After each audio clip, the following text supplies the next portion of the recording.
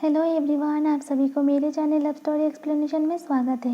Guys, story कैसी लग रही है प्लीज़ बताना। मुझे लगता है कि आप लोगों को स्टोरी अच्छी नहीं लग रही है। और किसी ने मुझसे पूछा था कि वांगची और वेबुशियन की मुलाकात कब होगी। एक ही चैप्टर बाकी है, उसके बाद जियांग की स्टोरी ख़त्म हो जाएगी, वांगशियन सुनने को मिलेगा। तो चलिए स्टोरी को स्टार्ट करते हैं।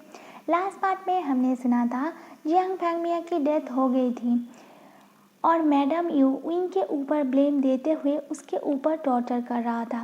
शी चैन जियांग हाउस आया था। विंग के ऊपर टॉर्चर होते हुए सुन के वो विंग को बचाने के लिए जाना चाहता था, पर जिया हुई ने उसे रोक दिया, उसे बाहर ले आया और एक चेयर पे बैठने का इशारा किया। अब आगे शी चैन चेयर पे बैठते हुए जिया हुई से कहता है, क्या मास्टर वे का कोई भी नहीं है? जिया हुई ने कहा, नहीं है सर। मास्टर को बर्थ देने के बाद से ही उनकी मदर की तबीयत खराब रहने लगी। जब मास्टर की एज 4 से 4.5 महीने होंगे तभी उनकी मदर की डेथ हो गई। मैडम कांगसे के डेथ के बाद से ही सर मेंटली बहुत डिस्टर्ब रहने लगे, क्योंकि वो अपनी वाइफ से बहुत ज़्यादा अटैच थे। मास्टर की एज जब 3 इयर्स के होंगे तब सर मुझे और मास्टर को लेके यूएसए से चाइना वापस आ गए। 1 साल बाद सर को पता चला कि सर को ब्लड कैंसर है, पर उन्होंने जीने की इच्छा को छोड़ दिया था, इसीलिए चेकअप भी नहीं किया। मास्टर जब 5 इयर्स का था, सर अपने फ्रेंड्स जियांग फैंगमिया को मास्टर और वे कंपनी की रिस्पॉन्सिबिलिटी दिया। मिस्टर जियांग फैंगमिया भी एक बिजनेसमैन थे, पर उनका बिजनेस डूब चुका था। तब वो एक 2 कमरे के घर में रहते थे और एक कंपनी में क्लर्क का जॉब करते थे। जितना अर्न करते थे उसे सिर्फ उनका खर्चा ही चलता था। मैडम यू मास्टर को रखने से मना कर दिया था, इसीलिए सर ने अपने 2 घर में से एक घर, मतलब इस घर को जियांग फैंगमिया के नाम कर दिया। मेरे सर की डेथ हो गई। मिस्टर जियांग फैंगमिया मुझे और मास्टर को लेके यहाँ आ गए। मैडम यू ने अपने बच्चों को अच्छे स्कूल में एडमिशन दिलाया, उनके लिए अच्छा खाना बनने लगा, अच्छे कपड़े आने लगे, पर मास्टर के लिए ना ही कभी अच्छे कपड़े आए और ना ही उन्हें कभी अच्छा खाना मिला। मैडम यू ने तो मेरे मास्टर को अपने फैमिली मेम्बर के साथ खाना खाने से भी मना कर दिया था। एक बार मैडम यू ने अपने बेटे के लिए उनकी पसंदीदा डिश बनाया था। मास्टर तब 5.5 साल का होगा। मास्टर को बहुत भूख लगा था, इसीलिए उसने उस डिश से थोड़ा सा खा लिया था, जिससे गुस्सा होकर मैडम यू ने उसे लैस से बहुत मारा था। मास्टर बेहोश हो गए थे, उन्हें हॉस्पिटल ले जाके एडमिट करना पड़ा। 2 दिन बाद जाके उन्हें होश आया। तब से ही मास्टर मैडम यू से बहुत ज़्यादा डरते हैं। हर घर में मालिक पहले खाना खाते हैं, बाद में जाके सब, पर इस घर में सबके खाना हो जाने के बाद मालिक खाना खाते हैं। सीचैन ने कहा, क्या जियांग फैंगमिया ने कुछ भी नहीं कहा अपनी वाइफ को? जिया हुई अपनी आंखों से आंसू पोंछते हुए कहा, मैंने कभी नहीं सुना उन्हें कुछ बोलते, मैंने कभी नहीं देखा उन्हें मास्टर की खबर लेते, पर हाँ, वो अपने बच्चों की खबर रोज़ लेते थे। मास्टर को एक ऑर्डिनरी स्कूल में डाला गया। इस घर में 3 कार थे, तीनों ही मेरे मास्टर के थे, पर एक कार मिस्टर फैंगमिया यूज़ करते थे, एक कार उनके बच्चे स्कूल जाने के लिए यूज़ करते थे और एक कार मैडम यू अपनी ज़रूरत को पूरा करने के लिए यूज़ करती थी। मास्टर तो स्कूल बस से जाया करती थी। इस घर को उनके ही फादर ने मिस्टर फैंगमिया को दिया था, पर इस घर में उनको रहने के लिए एक छोटा सा स्टोर रूम दिया गया। कहने के लिए तो ये सब मास्टर का है, पर यूज़ कोई और करता था।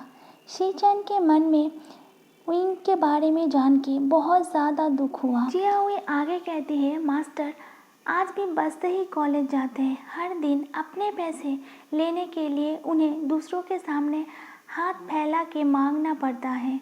आज जियांग का बड़े बड़े लोगों के साथ उठना बैठना खाना पीना है। वो लोग कार में घूमते हैं, ब्रांडेड कपड़े पहनते हैं, पर मास्टर का किसी भी बड़े लोगों से कोई भी जान पहचान नहीं है। वो ऑर्डिनरी कपड़े पहनते हैं, बस से ट्रैवल करते हैं। इस घर को मास्टर ने सब कुछ दिए हैं, पर इस घर से मास्टर को कुछ भी नहीं मिला सिवाय टॉर्चर के। इस घर के 2 ही मेंबर ऐसे हैं जो मास्टर को प्यार करते हैं, मिस जियांग यानली और mister Jiang chain. Madam you wing को अभी भी मारे जा रहा था। विंग बेहोश हो चुका था। जब मैडम यू थक जाता है तो लैस को वहीं पर फेंक के मैडम यू कमरे के डोर को ओपन करके अपने कमरे में चले जाते हैं। याली भाग के अंदर आई, विंग को देखा। विंग ज़मीन में बेहोश पड़ा था। उसके वाइट शर्ट पूरी रेड हो गई थी। याली ने विंग के गालों पे थपथपाया, कहा, आशियन, आशियन, आंखें खोलो। पर विंग ने आंखें नहीं खोला। याली भाग के अपने कमरे में गई। जियांग चैन को कॉल किया पर जियांग चैन ने कॉल नहीं उठाया क्योंकि जियांग चैन फ़ोन को साइलेंट करके बैठ के ड्रिंक कर रहा था। वो खुद से ही बहुत ज़्यादा फ्रस्ट्रेट था। उसे अपने आप पे बहुत शेम फील हो रहा था।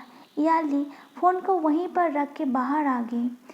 किसी को बुलाने के लिए बाहर गई पर उसे कोई भी नहीं मिला। याली को बाहर इधर उधर भागते देख के जिया हुई ने पूछा, मिस जियांग, क्या हुआ? याली ने कहा, जिया हुई, आशियन बेहोश हो गया है, हमें उसे हॉस्पिटल ले जाना होगा। शिचैन भी याली की बात सुन के अपना सीट छोड़ के उनके पास आया और याली से पूछा, क्या हुआ? याली ने कहा, आप कौन हैं? शिचैन ने कहा, मैं लैन शिचैन। याली ने कहा, क्या आप मेरी थोड़ी हेल्प करेंगे आशियन को हॉस्पिटल ले जाने में? शिचैन ने कहा, ऑफ कोर्स। याली ने कहा, आप आइए मेरे साथ। शिचैन याली के पीछे गया। याली शिचैन को स्टडी रूम में ले गया। शिचैन ने विंग को देखा, फिर पास में पड़ा लैस को देखा। विंग को देखते ही शिचैन के हाथ में बहुत ज़ोर पेन हुआ। शिचैन ने विंग को अपने गोद में उठाया, विंग की फेस की ओर देखा। विंग की आंखें बंद था। बहुत ज़्यादा रोने के कारण विंग की आंखें सूज गया था। उसके गालों पे अभी भी ड्राई टीयर्स लगी हुई थी। शिचैन ने विंग को कार के बैक सीट पे बिठाया। याली भी विंग के पास बैठ गया। शिचैन कार के सामने वाले सीट पे बैठ गया और अपने हाथ की ओर देखा जहां विंग की ब्लड लगा हुआ था। शिचैन ने ड्राइवर से कहा, हॉस्पिटल चलो। कुछ टाइम बाद वह दोनों विंग को लेके हॉस्पिटल पहुंचते हैं। याली अभी भी रो रही थी। हॉस्पिटल में एडमिट करते ही डॉक्टर विंग को चेक करने के लिए अंदर गए। याली और शिचैन बाहर बैठ के वेट कर रहे थे। याली सिर्फ रोए जा रही थी। शिचैन ने बाहर जाके एक पानी का बॉटल ले आया और याली को देते हुए कहा, मिस याली, पानी पीजिए और रोना बंद करें। अगर मास्टर ये को पता चलेगा तो उन्हें अच्छा नहीं लगेगा। याली शिचैन की बात सुन के शिचैन की ओर देखा। शिचैन ने कहा, पानी पीजिए। याली पानी का बॉटल ले लिया। आंखों से आंसू वेप करके याली ने पानी पिया। डॉक्टर विंग को चेक करके बाहर आए और याली की ओर देखते हुए कहा, कौन इतना क्रूएल है जो बार बार उस पर टॉर्चर करता है? आप तो 4 महीने पहले ही उसे लाए थे। अभी तो उसके बॉडी से पुराने दाग भी नहीं गए होंगे, फिर से उस पर टॉर्चर किया। देखिए मिस जियांग, मैंने आपसे पहले ही कहा है, वो देखने में भले ही मैन जैसा हो पर उसकी इंटरनल बॉडी वुमेन जैसा है और वो बहुत फ्रेजाइल है।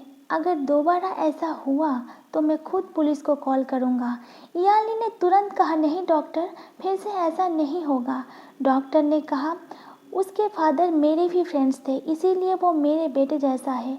शिचैन डॉक्टर के माइंड को डाइवर्ट करने के लिए पूछा, डॉक्टर, मास्टर वे कैसा है? डॉक्टर ने कहा, अभी मैंने उसके बॉडी पे बैंडेज कर दिए हैं, उसे होश नहीं आया है। उसे जब होश आ जाएगा तब आप सब मिल सकते हैं। उसे यहाँ 2 दिन रहना होगा। ये बोल के डॉक्टर वहाँ से चले गए। याली फिर से अपने सीट पे बैठ गई। कुछ सोचने लगी। शिचैन भी उसके पास में बैठ के अपने फ़ोन को निकाल के चेक करने लगा। याली ने कहा, सर, क्या आप मुझे एक मदद कर सकते हैं? शिचैन ने याली की ओर देखा। शिचैन ने कहा, क्या मदद? याली ने कहा, सर, क्या आप मेरे आशियन को अपने साथ ले जा सकते हैं? शिचैन ने कहा, क्या? मास्टर वे को मैं कहाँ लेके जाऊँगा और वो मेरे साथ क्यों जाएंगे? याली ने कहा, सर, 7 वीक्स बाद मेरी वेडिंग है। वेडिंग के बाद मैं अपने इन-लॉज़ के घर चली जाऊंगी। तब मेरे आशियान का ख्याल रखने के लिए कोई भी नहीं रहेगा। शीचन ने कहा, मैं आपके प्रॉब्लम को समझ सकता हूँ, पर मैं हाँ भी कहता हूँ तो भी वो क्यों जाएगी मेरे साथ। याली ने कहा, उसकी चिंता आप ना करें, वो मेरे खातिर सब कुछ करेगा। मेरे आशियन डिज़ाइनिंग का कोर्स कर रहा है, वो आर्ट में बहुत अच्छा है। 1 मंथ बाद उसकी लास्ट एग्ज़ाम है। आप वहाँ ले जाके उसके अनुरूप कोई काम उसे दिलवा देना। शीचान ने कहा, ओके, पर 1 मंथ तक मैं यहाँ रुक नहीं सकता। मैं मास्टर वे के लिए वीज़ा का अप्लाई कर दूँगा। जब उनकी एग्ज़ाम ख़त्म हो जाए तब आप मुझे मैसेज कर देना, मैं उन्हें आके लेके जाऊँगा। फिर शीचन और याली ने नंबर को एक्सचेंज कर लिया। जियांग चैन घर वापस आया और याली के रूम में गया। याली को ना देख के विंग के रूम में गया, वहाँ भी विंग नहीं था। वो वापस मुड़ रहा था बाहर आने के लिए, तभी मिनी ने जियांग चैन को बुलाया। जियांग चैन, थोड़ा चना खिलाओ। जियांग चैन मिनी के पास गया, उसे कहा, तुम्हारे विंग ने तुम्हें चना नहीं दिया। मिनी ने कहा, वो सुबह रूम से गया, उसके बाद कमरे में आया ही नहीं। जियांग चैन ने कहा, ओह। जियांग चैन भीगा चना और पानी मिनी के पिंजरे के अंदर डाल दिया और वो बाहर चला आया।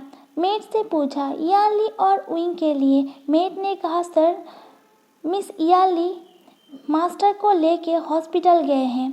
तभी मैडम यू नीचे आई। जियांग चैन ने पूछा, हॉस्पिटल क्यों? मेट ने सर झुका के कहा, मैडम यू ने मास्टर को मारा है। तभी मैडम यू ने जियांग चैन को पुकारा, जियांग चैन। मेट की बात सुन के जियांग चैन गुस्से में पीछे मुड़ा और मैडम यू की ओर देखते हुए कहा, आपने फिर से उस पर टॉर्चर किया? मैडम यू ने कहा, हाँ मैंने किया, उसके कारण ही मेरे हस्बैंड की डेथ हो गई। जियांग चैन ने कहा, डैड की डेथ के कारण बेबुशियान नहीं था, डैड खुद थे। आप दोनों ने उससे सब कुछ छीन लिया, फिर भी आपका मन नहीं भरा। क्या आप उसकी जान लेना चाहते हैं? मैडम यू जियांग चैन की ओर घूर के देखा। जियांग चैन ने कहा, आपको जान ही चाहिए ना, आप उसे छोड़ दीजिए, आप मेरी जान ले लीजिए। जियांग चैन मैडम यू के दोनों हाथ को अपने गले में रखा और अपने हाथ को मैडम यू के हाथ के ऊपर रखते हुए उसे दबाने लगा। मैडम यू ने एक झटके में अपने हाथ को छुड़ाते हुए कहा, पागल हो गए हो? जियांग चैन ने कहा, हाँ मैं पागल हो गया हूँ और मैं मरना चाहता हूँ। जिसको आप और डैड जैसा पेरेंट्स मिले वो मरना ही चाहेगा। मैडम यू ने कहा, जियांग चैन, मैं तुम्हारी मदर हूँ। जियांग चैन ने कहा, मदर? आप मदर नहीं हो सकते। मदर तो हर बच्चे के दर्द को समझता है, पर आपने कभी बेभूषण को नहीं समझा। वो तो आपसे प्यार चाहता था, पर आपने बदले में उसे जख्म दिया और डैड ने धोखा, और मैं एक धोखेबाज का बेटा हूँ। जियांग चैन ने आंसू भरी आंखों से मैडम यू की ओर देखते हुए कहा, आपको पता है, पहले मुझे लगता था डैड आपसे डरते हैं, इसीलिए आप बेभूषण को इतना टॉर्चर करते हैं, फिर भी वो आपको कुछ भी नहीं कह सकते थे। पर आप जाके मुझे सच का पता चला है। डैड चाहते थे कि आप ऐसे ही बेभूषण पे टॉर्चर करते रहें और वो डरता रहे, ताकि डैड ऐसे ही उसके प्रॉपर्टी को लूटता रहे, उसे भिखारी बना दे। देखो, आज वो भिखारी बन गया और हम अमीर। आज हमारे पास बेईमानी का बहुत सारा पैसा है। बेभूषण को हमने रास्ते पे लाके खड़ा कर दिया है।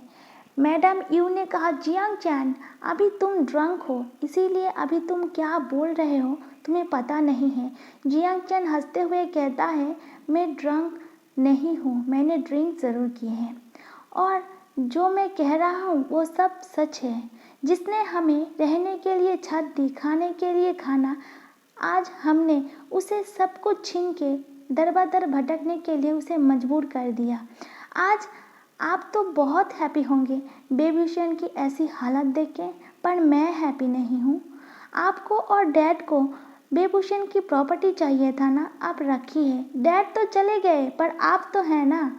आप अपने फ्रेंड सर्कल में जाके सबको बताना कि आप कितने अमीर हैं, पर मैं ऐसा नहीं करूँगा और ना ही मुझे इस बेईमानी की प्रॉपर्टी चाहिए। शीजे की शादी कंप्लीट होते ही मैं बेभूषण को लेके यहाँ से चला जाऊँगा। मैं उसे अकेला भटकने नहीं दूँगा। उसके कारण मुझे अच्छी लाइफ मिली। अब मैं खुद अपनी कमाई से उसे अच्छी लाइफ दूँगा, क्योंकि वो मेरे लिए शीजे जैसा है। ये बोलते हुए जियांग चैन आंखों से आंसू पोंछते हुए वहाँ से चला गया। Thank you so much.